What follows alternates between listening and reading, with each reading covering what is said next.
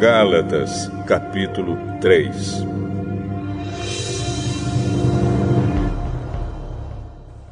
Ó Gálatas, sem juízo! Quem foi que enfeitiçou vocês? Na minha pregação a vocês, eu fiz uma descrição perfeita da morte de Jesus Cristo na cruz. Por assim dizer, vocês viram Jesus na cruz.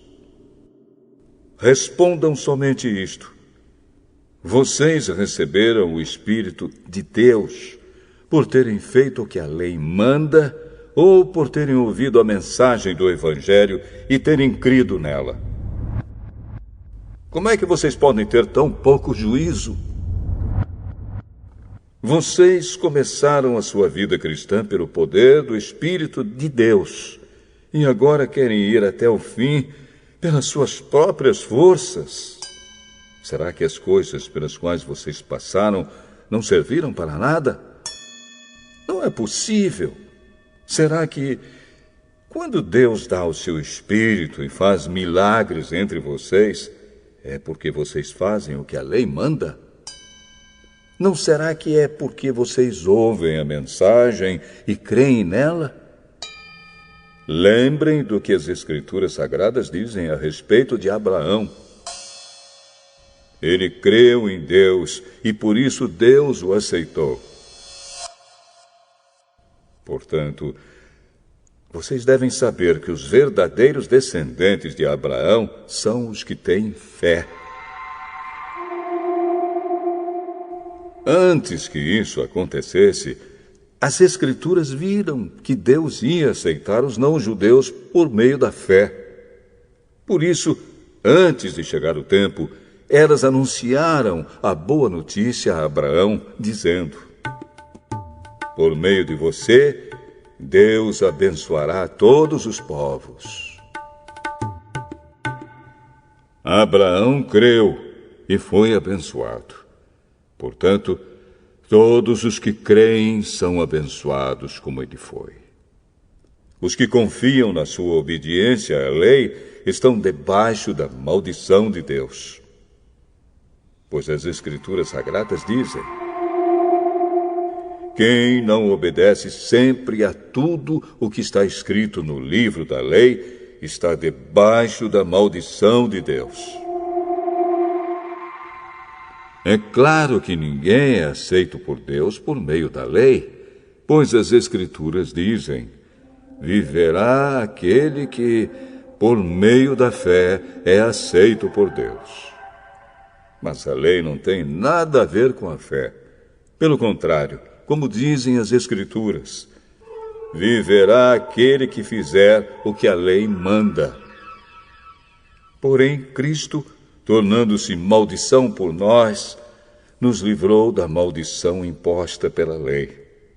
Como dizem as Escrituras: maldito todo aquele que for pendurado numa cruz.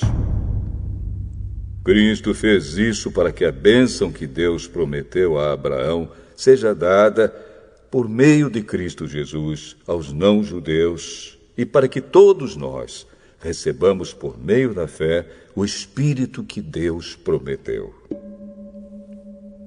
Meus irmãos, vou usar um exemplo da vida diária.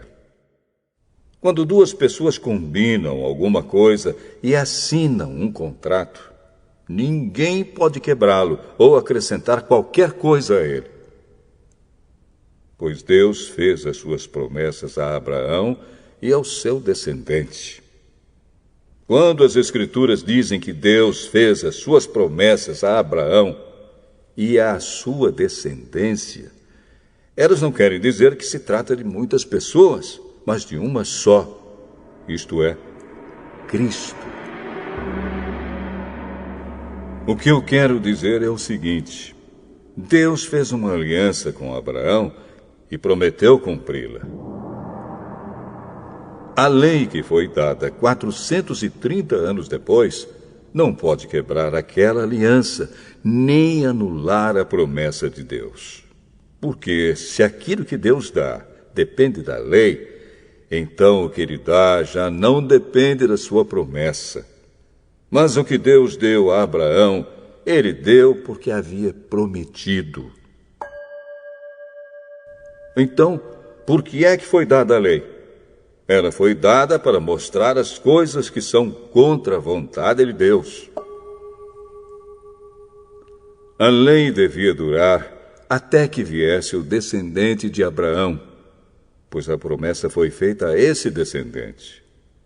A lei foi entregue por anjos e um homem serviu de intermediário. Porém, não é preciso haver intermediário quando se está falando de uma só pessoa. E Deus é um só. Será que isso quer dizer que a lei é contra as promessas de Deus? É claro que não.